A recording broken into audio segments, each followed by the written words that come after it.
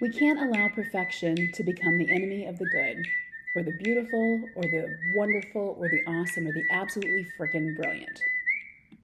Welcome back to the 50/50 Project, where every week I talk through an item on the list made up of one thing I've learned for each year I've lived.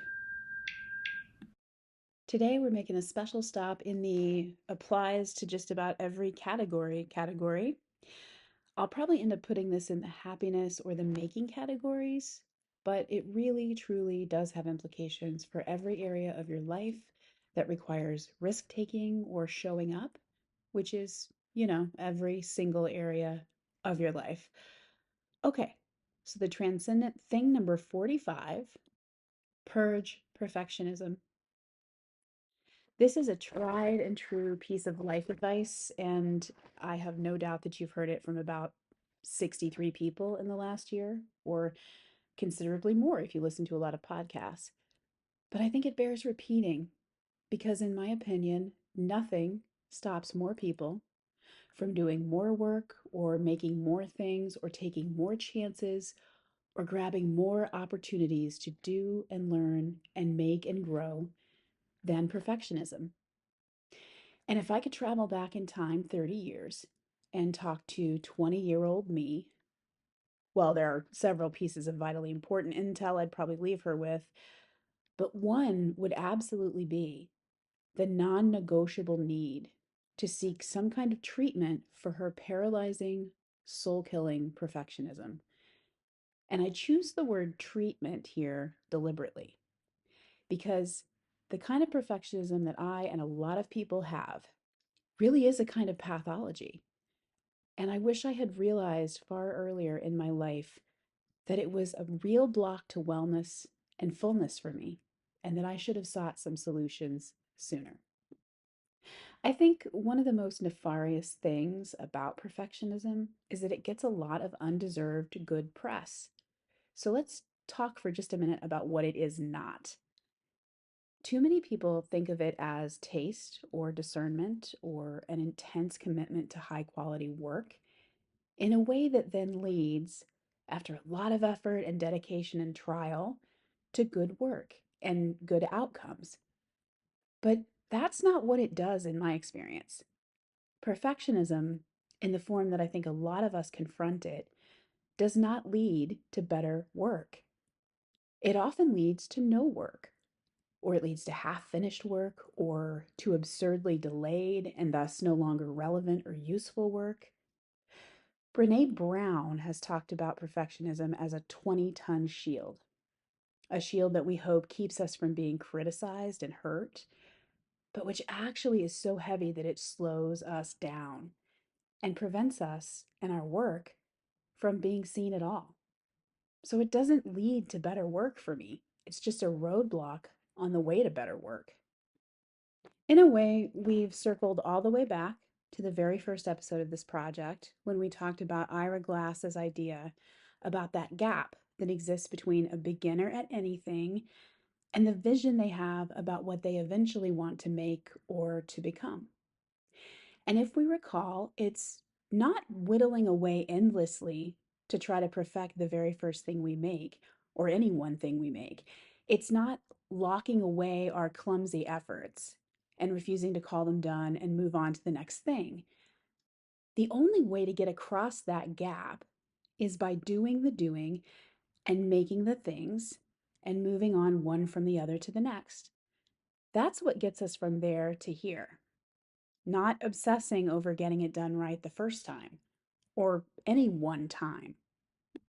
I also just want to poke a little bit of a hole in the maxim that we're all familiar with, which is don't let the perfect become the enemy of the good.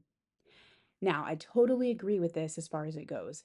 And I can look around at every area of my life, both private and the public life that I'm enmeshed in with everybody else. And I can see that it's really important to remember that we should do what we can, even if we can't do everything at once. That we should strive to make things better, even if we fail to make them perfect. But I think this phrase, as truthful and helpful as it can be, suggests that perfectionism gets in the way of the good enough effort. And that's true, But perfectionism also gets in the way of the truly good effort, of the great, of the beautiful, of the masterpiece. Because if we're really truly in the grips of perfectionism, nothing is ever good enough, even if it's fucking great. So, if perfectionism is something that's weighing us down, we need to do what we can to shake it off.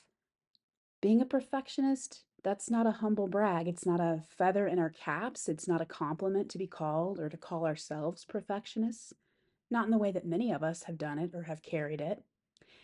It's a weight that is unnecessarily slowing us down as we move toward making what we want to make and doing what we want to do and being who we long to be. It's not something I want that 20-year-old version of me to be secretly proud of anymore. It's something I want her to be free from. Looking back, I think maybe the hardest part for me in confronting my own perfectionism is facing all the times that it stopped me from even starting something. And that almost happened with this project, actually. When I first started with my list of 50 things, and I tried to figure out how those broke into categories of experience, and I was trying to organize this podcast. When I was brainstorming things I've learned over the years, I actually had, many more than 50 to consider passing on. And I really started spinning my wheels about how to winnow the list down. What if I miss something crucial? What if I accidentally introduced too much repetition? What if I cut out the wrong things and kept the wrong things in when finalizing this list? It very quickly became very clear that there were a lot of ways to make small missteps and to end up with a list that was flawed in some way. And I just had to make a choice right there at the beginning between a perfect list that only existed in theory or a flawed but hopefully still useful project that got made in the real world. So I shook myself a little and I chose to make it real, which always involves making it imperfect because real is imperfect. And the problem is, it's less work and sometimes more fun to just lean into perfectionism and think about maybe someday, possibly, being able to execute something perfectly than it is to actually do it imperfectly.